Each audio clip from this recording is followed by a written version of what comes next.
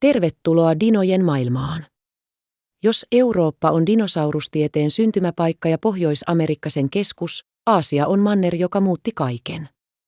Liaoningin höyhenfossiilit, Gobin aavikon aarteet, Velociraptorin todellisuus ja maailman suurin höyhenpeitteinen dinosaurus, Aasia on mullistanut käsityksemme dinosauruksista perusteellisemmin kuin mikään muu manner. Luku 1. Gobin aavikko, Roy Chapman Andrewsin seikkailut. 1920-luvulla amerikkalainen tutkimusmatkailija Roy Chapman Andrews johti retkikuntia Mongolian Gobin aavikolle, seikkailuja, jotka inspiroivat Indiana Jonesin hahmoa. Hänen tiiminsä löysi varhaisimmat dinosaurusten munat koskaan, Protoceratopsin, Velociraptorin ja Oviraptorin, jonka luultiin varastavan munia, mutta joka tosiasiassa hautoi omiaan. Kuuluisa, taisteleva pari, fossiili, Velociraptor ja Protoceratops jäätyneinä kesken taistelun, on yksi paleontologian dramaattisimmista löydöistä. Hiekkamyrsky hautasi molemmat eläimet noin 74 miljoonaa vuotta sitten. Velociraptorin sirppikynsi on kiinni Protoceratopsin vatsassa ja Protoceratopsin leuka puree Velociraptorin käsivartta. Ainoa tunnettu fossiili, jossa kaksi dinosaurusta on kuollut kesken taistelun. Luku 2.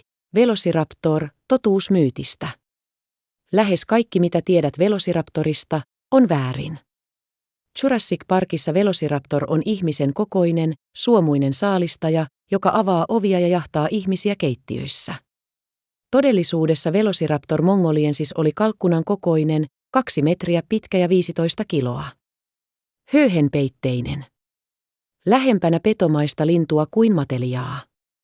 Velociraptorin kuuluisin piirre on sirppimäinen tappokynsi jalan toisessa varpaassa. Aiemmin uskottiin, että se viilsi saaliin auki. Nykytutkimus viittaa siihen, että kynsi toimi kiinnipitävänä koukistimena kuin kissan kynsi, joka tarttuu saaliiseen kiinni. Velociraptorin kyynärluusta on löydetty höyhenten kiinnitysjälkiä, pieniä kyhmyjä, joihin kontuurihouhenet kiinnittyvät. Jurassic Parkin Velociraptor perustui Deinonychukseen, suurempaan sukulaiseen Pohjois-Amerikasta. Spielberg valitsi nimen Velociraptor, koska se kuulosti dramaattisemmalta. Luku 3. Liaoning, höyhenvallankumouksen ikkuna. Kiinan Liaoningin provinssin Jeholbiota, noin 125 miljoonaa vuotta vanhat vulkaaniset tuhkakerrostumat, ovat paleontologian mullistavin fossiilipaikka. Tulivuoren purkaukset tappoivat eläimiä äkillisesti ja hautasivat ne hienojakoiseen tuhkaan, joka säilöö höyheniä, ihoa, mahan sisältöä ja jopa pigmenttisoluja. Sinosauropteryx prima, julkaistu 1996, oli varhaisin dinosaurus, jonka höyhenpeitteisyys todistettiin kiistattomasti. Fossiloituneista melanosomeista selvitettiin sen värit: punaruskea selkä, valkoinen vatsa ja raidallinen häntä. Microraptor GUI oli nelisiipinen dinosaurus, lentohouhenet käsissä ja jaloissa, joka liiti puiden välillä. Melanosomit paljastivat mustansinisen, hohtavan värityksen. Evoluution kokeilu, vaihtoehtoinen reitti lentoon, joka ei johtanut nykyisiin lintuihin. Jutyrannus huoli, 9 metriä pitkä, 1,4 tonnia painava, on suurin tunnettu höyhenpeitteinen dinosaurus. Tyrannosaurien sukulainen, joka todistaa, ettei höyhenpeitteisyys rajoittunut pieniin lajeihin. Helmikuussa 2026 julkaistiin Haolongdongi, iguanodontiaani, jonka ihossa on ontot piikkirakenteet, joita ei ole koskaan löydetty miltään muulta eläimeltä. Fossiloitunut iho soluttasolla asti. Liaoningin perintö jatkuu. Luku 4. Therizinosaurus ja Aasian omituisuudet. Therizinosaurus seloniformis, niittolisko, oli teropodimetrin pituisilla kynsillä. Pisimmät kynnet koskaan millään eläimellä. Mutta se oli kasvinsyöjä, kynnet vetivät oksia ja keräsivät lehtiä. 6 metriä korkea, höyhenpeitteinen jättiläinen. Deinocheirus mirificus, kauhistuttavat kädet, oli vuosikymmeniä mysteeri, joka tunnettiin vain valtavista käsiluista.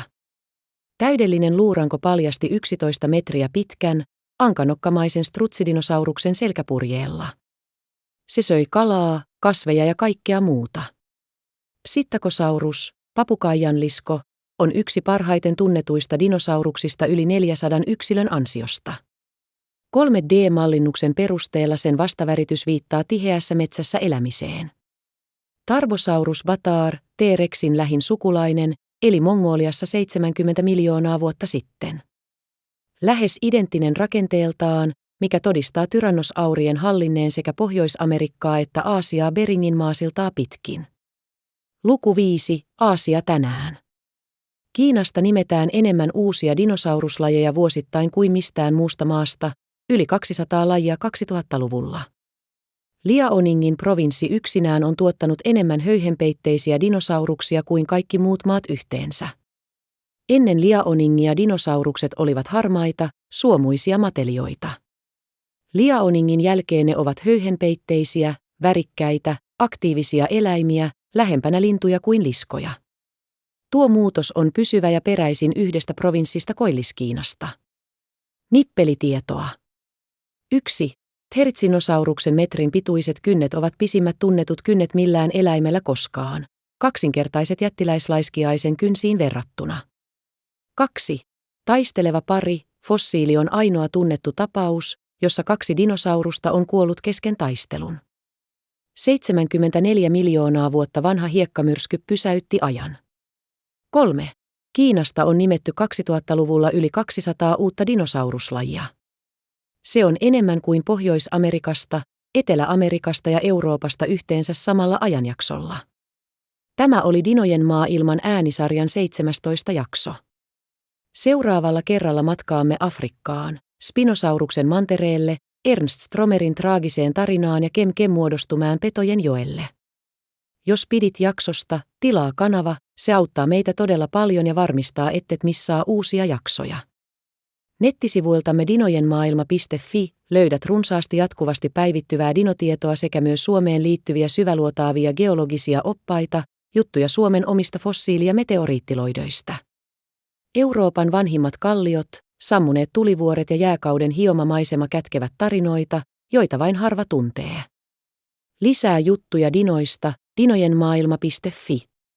Tämä jakso on tuotettu tekoälyä hyödyntäen, kerronta on Azure-puhesynteesiä. Käsikirjoitus on tieteellisesti tarkastettu.